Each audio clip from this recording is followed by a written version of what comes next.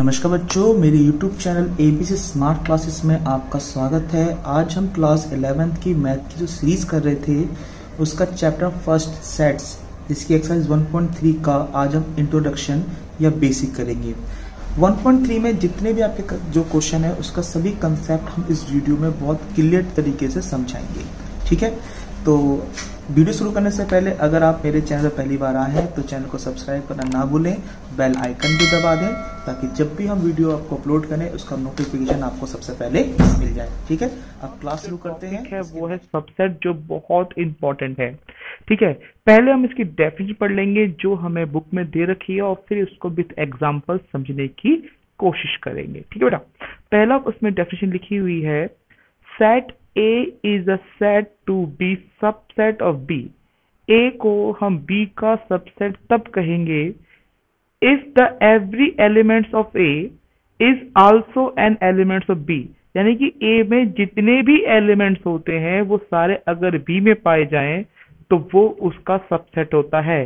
देखो एग्जांपल हम समझ लेते हैं। लेट B जो सेट हमें दे रखा है वो है 1 2 3 4 5। इसमें B में ये 5 एलिमेंट्स गिवन है और A बराबर दे रखा है 1 2 एंड 5। तो यहाँ देखिए A के जितने भी एलिमेंट्स हैं वो B में इंक्लूड हैं। सो वी से दैट कि A जो है वो सबसेट होगा B का। ठीक है, अगर मैं यहीं पे C ले लेता हूँ कि एक C सेट पे ले लेते हैं जिसमें एलिमेंट दे रखा है 2 4 एंड 6, तो क्या C B का सबसेट होगा? तो देख लेते हैं। B में 2 भी है 4 भी है पर 6 नहीं है, तो हम कहेंगे C is not subset of B। ठीक है, एक दो एग्जांपल और देख लेते हैं उसके बाद आगे चलेंगे। तो बेटा और क्या लिखा है इसमें, empty set is the subset of every set. जो एम्प्टी सेट होता है, एम्प्टी मतलब 5, या तो 5 या ये वाला, तो ये सभी का सबसेट होता है। आपको याद होगा जब 9th 10th 8th में पढ़ते हैं कि जब हम किसी का भी मल्टीपल करते हैं, मल्टीपल या फैक्टर निकालते हैं, तो हम वहां पे एक को कॉमन लेते हैं। जैसे मैंने कहा 6 का फैक्टर निकालो, तो आप होगा 6 का फैक्टर 2 × 3, नो 1 भी तो होगा, 1 2 3, तो 1 2 जा 2 और 2 2 जा 6। ऐसे अगर मैंने कहा कि भाई मुझे 10 का निकालना है, तो आप होगा 5 2 जा 10, नहीं 1 भी हम इंक्लूड करते हैं क्योंकि 1 ऐसी कॉमन चीज होती है, किसी के साथ भी मल्टीपल करते हैं तो सेम वैल्यू आ जाती है। उसी तरीके से 5 और या एम्प्टी सेट वो सभी का सबसेट होगा। अगर मैं यहाँ पे कैलकुलेट करूं तो 5 जो है वो सबसेट A का भी है, B का भी है और C का भी होगा। ठीक है, तो ये आपको ध्यान रखना है कि जो 5 होता है या एम्प्टी सेट होता है वो सबसेट होता है सभी सेट्स का। एक दूसरा है, equal sets are subset of each other. मतलब जो इक्वल सेट्स होते हैं वो एक दूसरे के इक्वल होते हैं। लेट A बराबर है, अगर ले लेते हैं 1 2 3 और B हमने इक्वल ले लिया 3 1 एंड 2, तो यहाँ ध्यान से देखा A और B जो है वो इक्वल सेट है, तो हम यहाँ पर A सबसेट B लिख सकते हैं क्योंकि A के जितने भी एलिमेंट्स हैं वो सारे के सारे B में इंक्लूड हैं। उसी तरीके से B भी सबसेट A होगा क्योंकि B के जितने भी एलिमेंट्स हैं वो A में इंक्लूड हैं। पॉइंट समझ आ गया? तो इसमें लिखा है equal sets are subset of each other, यानी कि जो इक्वल सेट्स होते हैं वो एक दूसरे के बराबर सबसेट होते हैं। तीसरा है, सबसेट सिंबल क्या है? बेटा सबसेट का सिंबल ये होगा, यानी कि थोड़ा यू इस तरीके से, और जो सबसेट नहीं होता है तो उसका साइन ये होता है, यानी कि सिंबल ये होता है, जो मैंने आपको यहाँ पे भी पहले बता दिया था। ठीक है, आई होप आपको ये पॉइंट समझ में आया होगा कि सेट। ओके बेटा, सबसेट को और अच्छी तरीके से समझने के लिए हम एक दो एग्जांपल और ले लेते हैं। लेट हमें गिवन है A इक्वल टू दे रखा है A E I O U, that's vowels of alphabet, English alphabet है, और B इक्वल टू दे रखा है A B C and so Z तक, और ये आपके इंग्लिश के अल्फाबेट है। तो यहाँ पे देखिए क्या ए के सारे एलिमेंट्स जो हैं वो बी में आ रहे हैं। बिल्कुल सही। तो we say that A is a subset of B. अगर ए बी का सबसेट है तो बी क्या है इसके बारे में आपको ही पता होना चाहिए। भाई ए तो उसका सबसेट है, बी क्या है? तो बी जो है वो उसका सुपर सेट है। मतलब बी में ए से ज्यादा एलिमेंट्स होते हैं तो आप इसे सुपर सेट भी कह सकते हैं। ठीक है। और ए क्या हो जाएगा? ए हो जाएगा हमारा सबसेट ऑफ बी। तो इस तरीके से आप इसको और अच्छी तरह समझ सकते हैं कि जब ए के सारे एलिमेंट जब बी में होते हैं तो उसे सबसेट कहते हैं और मेन सेट को हम सुपरसेट कहते हैं। अब इसका नेक्स्ट टॉपिक कर रहे हैं वो है interval of subset of real number. मतलब रियल नंबर के जो सबसेट होते हैं उसको हमें इंटरवल रूप में लिखना पड़ता है। पहले बुक की डेफिनेशन पढ़ लेते हैं और उसके बाद इसको उदाहरण से समझेंगे।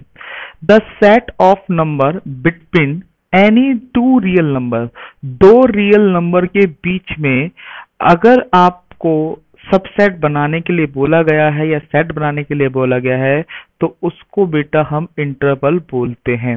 जैसे कि आपको पता है कि आपके जो रियल नंबर होते हैं वो एक नंबर लाइन होती है जहां पे 0, 1, 2, 3, 4 और कहां तक? इन्फिनिटी तक होता है। ऐसे यहाँ पर 1, 2, 3, माइनस का 1, माइनस का 2, माइनस का 3, माइनस का 4 और वो इन्फिनिटी तक होता है। ठीक है बेटा। तो जब हमसे कहता है ये हमारी नंबर लाइन है मतलब रियल नंबर है। रियल नंबर उसको कहते हैं जो नंबर लाइन पे आते हैं। तो अगर ये मैं आपसे कहूं कि 1 और 2 के बीच में कितनी संख्या है तो अगर ये नेचुरल नंबर होता तो मैं कहता एक भी नहीं है, बट ये रियल नंबर है इसलिए 1 और 2 के बीच में असंख्य संख्या है। असंख्य क्यों? देखो बेटा, तो नंबर लाइन पे जो आपके एलिमेंट्स होते हैं यानी कि नंबर्स होते हैं इनमें आप सिंपल नेचुरल नंबर भी लिख सकते हैं। इसमें p अपॉन क्यू की फॉर्म की वैल्यूज होती है और रूट की वैल्यू होती है। तो आप याद करें क्लास 9th में हमने सीखा था कि किसी दो संख्या के बीच में अगर रैशनल नंबर निकालना है तो बहुत सारे निकलते थे, याद है? जैसे आपको याद कराता हूँ कि 2 और 3 के बीच में निकालना है तो 2 और इसके बटे में 1 डाल देंगे और 3 बटे में 1 डाल देंगे। तो मान लो 5 निकालना है तो आप 6 से मल्टीप्लाई करते थे और अगर आपको 7 निकालना है तो 1 प्लस करके मल्टीप्लाई कर देते थे और जितनी संख्या चाहिए हम उतनी संख्या निकाल लेते थे। इसका मतलब 1 और 2 के बीच में असंख्य संख्या है। हमसे 10 बोलेंगे 11 से गुणा करेंगे, 100 बोलेंगे तो हम 101 से गुणा करके निकाल सकते हैं। इसीलिए रियल नंबर के जब भी सबसेट लिखे जाते हैं तो उसे इंटरवल के रूप में लिखा जाता है। ठीक है बेटा। अब आप देखते हैं कि इसकी दो शर्त होती है। पहली शर्त तो यह है कि ए और बी एक रियल नंबर से बिलोंग करने चाहिए और दूसरा ए जो है वो छोटा होना चाहिए बी से, मतलब B is always greater than of A. मतलब जब भी आप इंटरवल लिखोगे तो जो पहली संख्या है वो स्मॉल होनी चाहिए। जैसे मुझे 1 और 4 के बीच में लिखना है तो मैं 1 और 4 लिखूंगा और -4 और 1 के बीच में हो तो -4 एंड -1 लिखूंगा। यहां पर ध्यान रखना है कि a is less than of b, ये इसकी सेकंड कंडीशन होती है। ठीक है बेटा। अब इसको इंटरवल तो देख लिया, अब इंटरवल के भी प्रकार होते हैं वो भी अभी समझ लेते हैं। तो बच्चों इसका जो हम पहले इंटरवल पढ़ रहे हैं सबसे पहला जो इंटरवल होता है उसको बोलते हैं ओपन इंटरवल। अब देखो ओपन इंटरवल क्या है। ओपन इंटरवल को हम इस तरीके से दिखाते हैं, मतलब आपने देखा इस वाले ब्रैकेट से दिखाते हैं ओपन इंटरवल। और दूसरा जो इंटरवल है वो आपका बेटा क्लोज इंटरवल होगा। वैसे 4 प्रकार के इंटरवल होते हैं, open interval, close interval, semi open और सेमी क्लोज इंटरवल। पर फिलहाल हम अभी 2 पे डिस्कस करेंगे, उसके बाद आपको सेमी ओपन और सेमी क्लोज भी समझाएंगे। तो दूसरा होता है बेटा इसके अंदर क्लोज इंटरवल।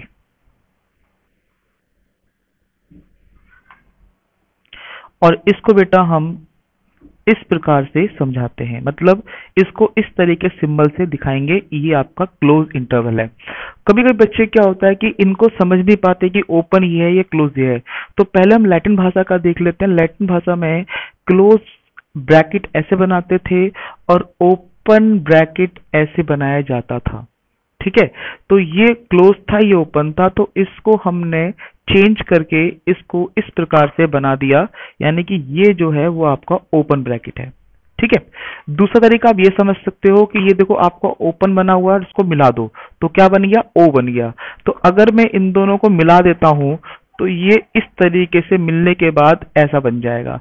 तो इससे ये समझ सकते हो कि ये आपका ओपन ब्रैकेट है। ठीक है, क्योंकि कंफ्यूज मत होना कि भाई ओपन ब्रैकेट कौन सा है, क्लोज ब्रैकेट कौन सा है। मैं जब स्टडी करता था तो मैं इस पर ध्यान देता था कि ये क्लोज है और ये ओपन है, और इसको हमने इसमें कन्वर्ट कर दिया है। तो अब देखते हैं ओपन ब्रैकेट किसे कहते हैं और ये किस तरीके से काम करता है। बेटा ओपन ब्रैकेट के अंदर जो दो आप रियल नंबर ले रहे हैं, जो भी दो आप रियल, मान लो मैंने लिया है 3 और एक ले लिया 5, तो इन 3 और 5 को हम इसमें शामिल नहीं करते। मतलब ये जो आपको दिख रहा है ये ब्लैंक होता है, उसमें ना तो 3 शामिल होगा ना 5 शामिल होगा। मैं इसमें 8 ले लेता हूं ताकि आपको समझ में आ जाए। अगर मुझे 3 और 8 मतलब 3 और 8 के बिटवीन में रियल नंबर चाहिए तो उसमें 3 और 8 इंक्लूड नहीं होगा, समझ रहे हो, इसलिए मैंने इसको ब्लैंक बनाया इस तरीके से, ये ब्लैंक है। तो यहां पर आपको ये ध्यान रखना है कि ये 3 8 मतलब ये कि मेरा इन दोनों के बीच में 4 हो सकता है, 5 हो सकता है, 6 हो सकता है, 7 हो सकता है, ना तो 8 होगा और ना ही 3 होगा। बाकी अगर अपॉन की वैल्यू भी हो तो अपॉन में रियल नंबर है तो कुछ भी हो सकता है, बस 3 एंड 8 इसमें शामिल नहीं होगा, इसलिए इसे ओपन इंटरवल बोलते हैं। और जब हम क्लोज इंटरवल की बात करते हैं तो क्लोज इंटरवल में वो जो वैल्यू है वो शामिल होती है। जैसे मैंने यहाँ पे कहा मुझे 1 और 5 के बीच में वैल्यू लेनी है, मतलब इनके बीच में लेनी है, तो वो बेटा इसको इस तरीके से फिल करा हुआ है, मैंने देखा आपको। इसके अंत का मतलब ये हुआ कि मुझे उसमें 1 भी शामिल करना है और 5 भी शामिल करना है। अगर इंटरवल बनेगा तो उसमें 1 भी होगा, 2 भी होगा, 3 भी होगा, 4 भी होगा और 5 भी, मतलब 1 2 3 5 सभी इसमें संख्या शामिल होगी। जबकि ओपन ब्रैकेट के अंदर जो स्टार्टिंग और एंडिंग पॉइंट था, these are not include in the intervals. Okay बेटा, ओपन इंटरवल को समझाने से पहले आपको दो बेसिक वीडियो जो कंसेप्ट है वो क्लियर होना चाहिए कि ए और बी जो है वो रियल नंबर से बिलोंग करेंगे और A is less than of B होगा। तो यहाँ पे कभी भी आपको अगर ए बी का इंटरवल जो है ओपन इंटरवल के बारे में लिखना है तो इसकी बिल्डर फॉर्म कैसे बनेगी उस पर पहले ध्यान देना चाहिए। तो इसको लिखेंगे एक्स सच दैट एक्स, और जो बिलोंग करेगा रियल नंबर से, यहाँ पर जो a है वो लेस देन होगा x से और जो x है वो b से लेस देन होगा, मतलब b से छोटा और a से बड़ा होगा। ये इस तरीके से सेट बनेगा। जैसे कि अब मैं यहाँ पे बात कर रहा हूँ कि हमने रियल नंबर जो था वो 3 और 8 लिया था, तो इसको 3 और 8 को किस तरीके से लिखेंगे वो देख लेते हैं। तो इसका इंटरवल जो बनेगा वो 3 और 8 बनेगा। किसके साथ बेटा, ओपन ब्रैकेट के साथ। ठीक है, तो आप इसको ऐसे लिखेंगे 3 और 8, और इसको बिल्डर फॉर्म में कैसे लिखेंगे, x such that x belong to real number, belong to real number, यहां पर ये 3 से तो बड़ा होगा और 8 से क्या होगा, छोटा होगा। तो ये इसकी बिल्डर फॉर्म बनकर आएगी। ठीक है ना, x है is more than of 3 and less than of 8, इसमें 3 एंड 8 जो है वो इंक्लूड नहीं है। ठीक है, अब आते हैं क्लोज इंटरवल के अंदर। क्लोज इंटरवल के अंदर जहां पे मैंने कहा 1 and 5 लेना है, 1 और 5 को, तो पहले देख लेते हैं इसको लिखेंगे कैसे, ए और बी की फॉर्म में लिखेंगे और इस तरीके से इसको क्लोज करेंगे। और इसके बिल्डर फॉर्म होगी x such that x belong to real number, और a से more than of equal to x होगा और b से less than of equal to x होगा। मतलब आपको समझ में आ रहा है कि b से छोटा भी है और बराबर भी है और a से बड़ा भी है और बराबर भी है, मतलब मोर देन इक्वल टू और less than to equal to, यहाँ पे ये निशान लगेगा, इसका मतलब इसमें a और b जो है वो इंक्लूड है। अब मैंने 1 5 लिया था तो 1 5 को हम लिखेंगे इस तरीके से 1 and 5, और इसको बिल्डर फॉर्म में लिखेंगे x such that x belong to real number, और 1 से मोर देन होगा x एंड इक्वल टू, और लेस देन होगा 5 से less than and equal to. ठीक है बेटा, तो ये इसका बिल्डर फॉर्म है। अब इसका दो और वैल्यू थी, open and semi close interval. अब सेमी ओपन सेमी क्लोज क्या है, देखो बेटा, एक मैंने बनाया कुछ ये वाला पैटर्न से ब्रैकेट वो बनाया इंटरवल, और एक बनाया है ये वाला, ठीक है। तो इसको बेटा हम बोलते हैं सेमी ओपन या सेमी क्लोज इंटरवल। तो जहां से ये गोल उसमें आ रहा है तो ये आपका ओपन इंटरवल हो जाएगा, और यहाँ पे ये वाली वैल्यू आ रही है यहाँ पे क्लोज इंटरवल में हो जाएगा। तो इसको क्या होता है, इसमें आधा जो है वो ओपन इंटरवल है और आधा जो है वो क्लोज इंटरवल है, यानी कि हाफ हाफ इसके अंदर बना हुआ है।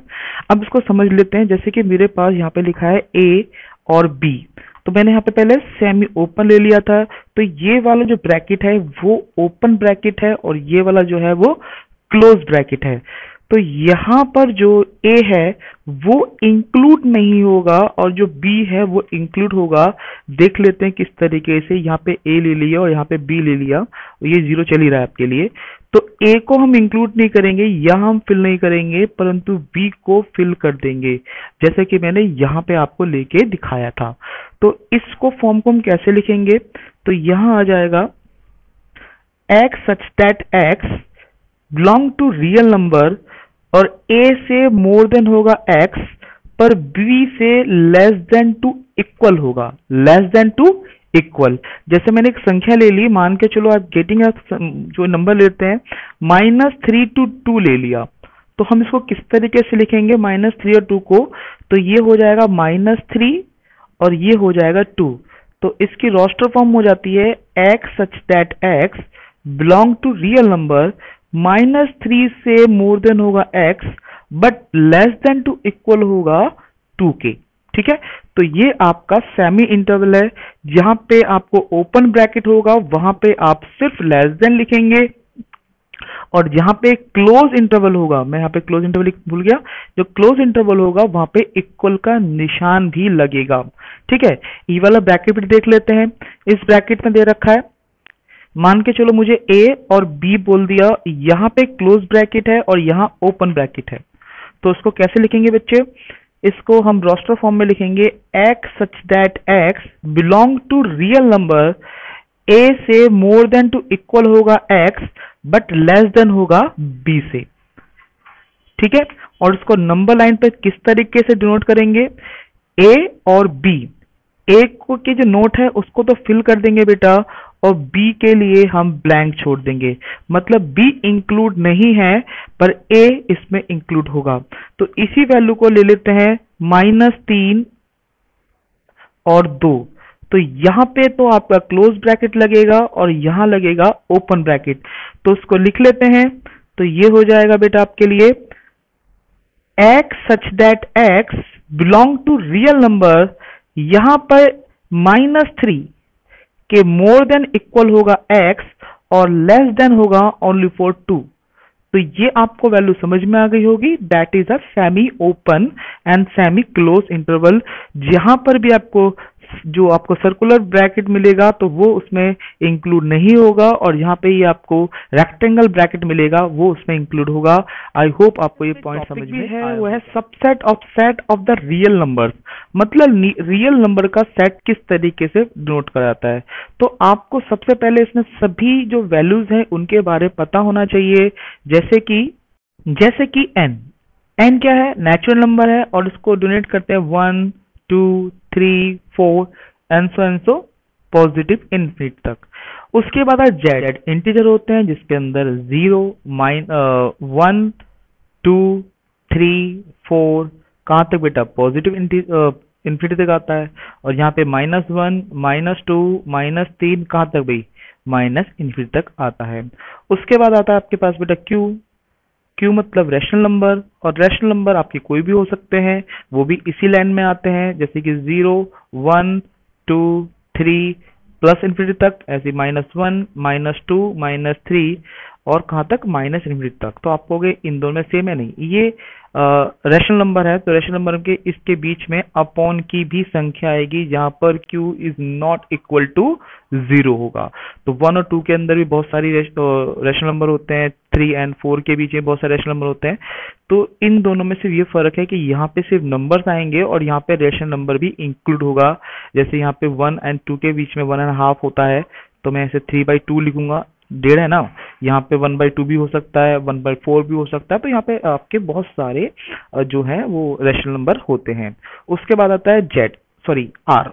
आर क्या है? R is a real number, और रियल नंबर वो नंबर होता है जो नंबर लाइन पे आता है 0, 1, 2, 3, कहाँ तक? पॉजिटिव इनफिनिटी तक। एंड अगेन -1, -2, -3 एंड -4, कहाँ तक? इनफिनिटी तक। ठीक है, तो ये जो नंबर लाइन है और इनमें क्या फर्क है, इस वाले नंबर लाइन के अंदर इसमें इंक्लूड रैशनल नंबर भी होते हैं और साथ में रूट की वैल्यू भी होती है। याद होगा हमने पहली वीडियो में जब इंट्रोडक्शन वीडियो करी थी उसमें समझाया था कि √2 किस तरीके से यहाँ पर आता है। तो आपने जब 10th क्लास के अंदर या 9th क्लास का नंबर लाइन याद होगा, तो जब √2 हम बनाते थे तो इस तरीके से लाइन को एडजस्ट करते थे। कुछ याद आया? ये वाला पैटर्न। तो ये जो लाइन है वो इसी के ऊपर आती है। तो आपने इसमें देखा कि नेचुरल नंबर है 1 2 3 4 आ रहा है, जेड नंबर जो है उसमें -3 1 2 आ रहा है, और इसमें अगर डब्ल्यू भी लेते हैं, होल नंबर भी लेते, तो होल नंबर क्या होता है? 0 1 2 3। तो ये मैंने एक सीक्वेंस से बनाया है कि नेचुरल नंबर जो है वो होल नंबर में सभी एलिमेंट शामिल है, होल नंबर के सारे एलिमेंट्स जेड में शामिल है, जेड के सारे एलिमेंट्स क्यू में शामिल है, और क्यू के सारे एलिमेंट जो है वो आर में शामिल है।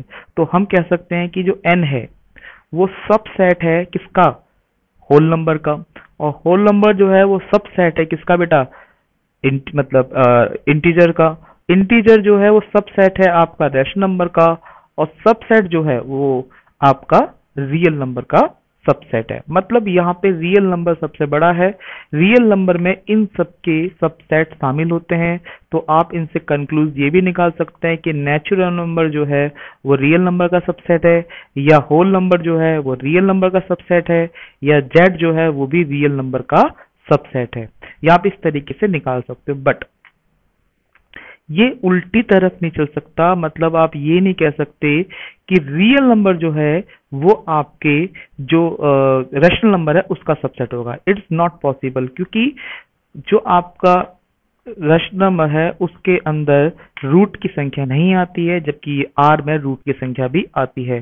तो आप इस फ्लो में तो चल सकते हैं पर रिवर्स फॉर्म में नहीं चल सकते कि होल नंबर में नेचुरल नंबर के सभी एलिमेंट्स आते हैं, उसमें एक जीरो भी फालतू आता है, इसलिए नेचुरल नंबर जो है वो होल नंबर का सबसेट है, होल नंबर जो है वो इंटीजर का सबसेट है, इंटीजर जो है वो जो आपका रैशनल नंबर का सबसेट है, और रैशनल नंबर जो है वो रियल नंबर का सबसेट है।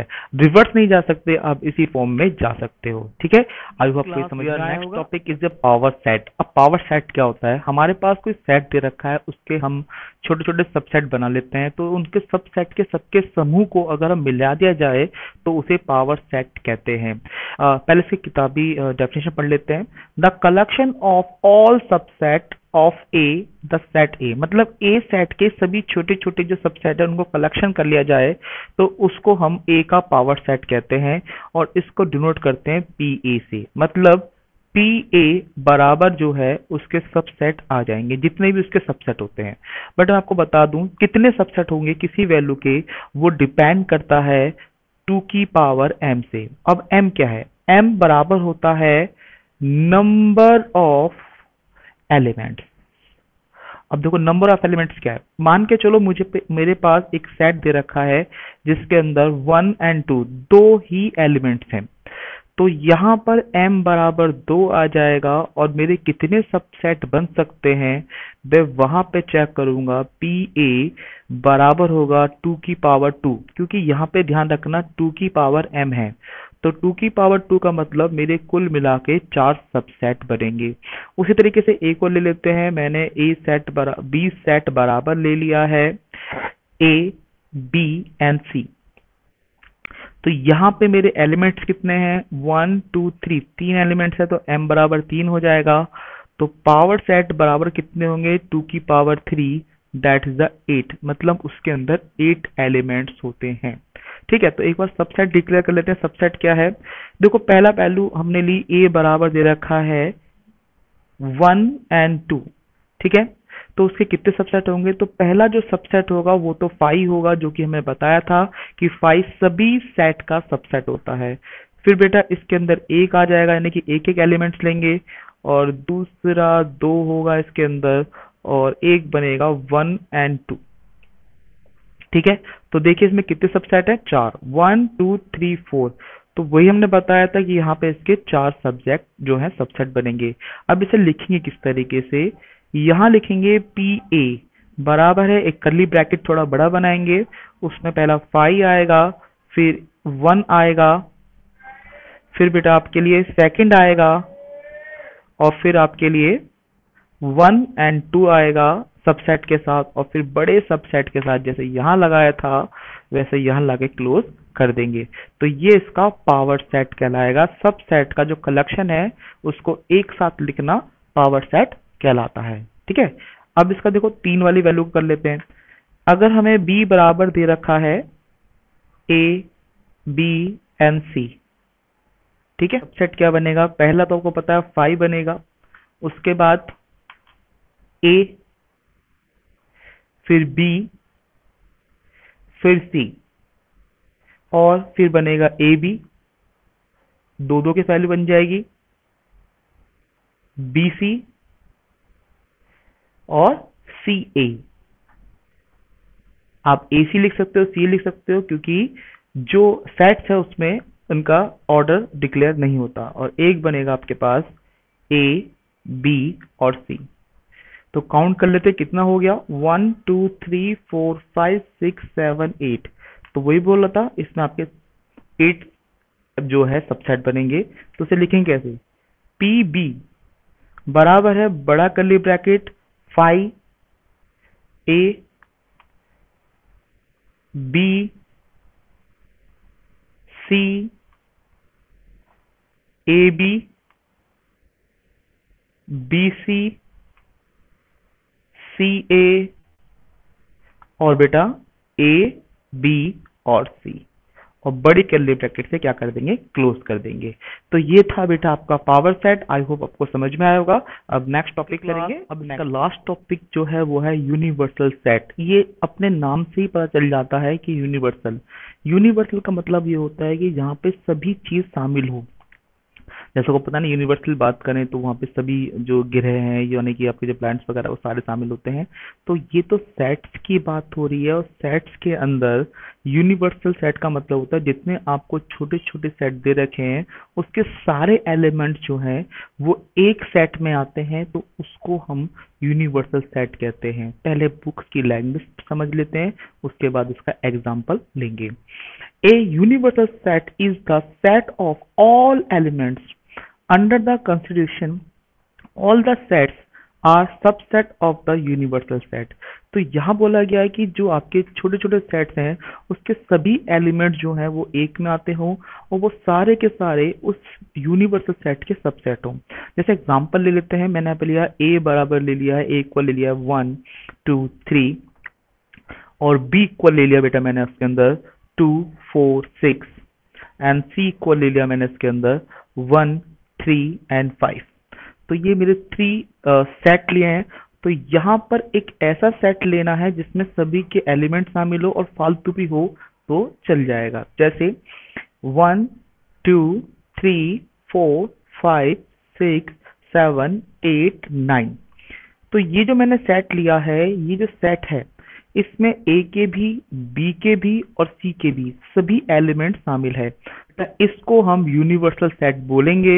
ये जो यूनिवर्सल सेट है इसमें A, B और C के सभी एलिमेंट शामिल है, और साथ में A जो है वो सबसेट U का है, B भी सबसेट U का है, और C भी सबसेट बेटा आपका U का है। मतलब यूनिवर्सल सेट में सभी सेट के एलिमेंट्स होते हैं जितने दे रखे हैं, और वो सभी के सभी इसके सबसेट भी होंगे। लेट में उसमें एक सेट और होता जो D होता, और D में होता 8 9 10। तो यहाँ पर आप देखिए इसमें 8 भी है, 9 भी है, 10 नहीं है। तो अगर इसमें D होता और D इसमें इंक्लूड होता तो ये यूनिवर्सल सेट नहीं होता, क्योंकि D का एक एलिमेंट जो है वो इसमें शामिल नहीं है।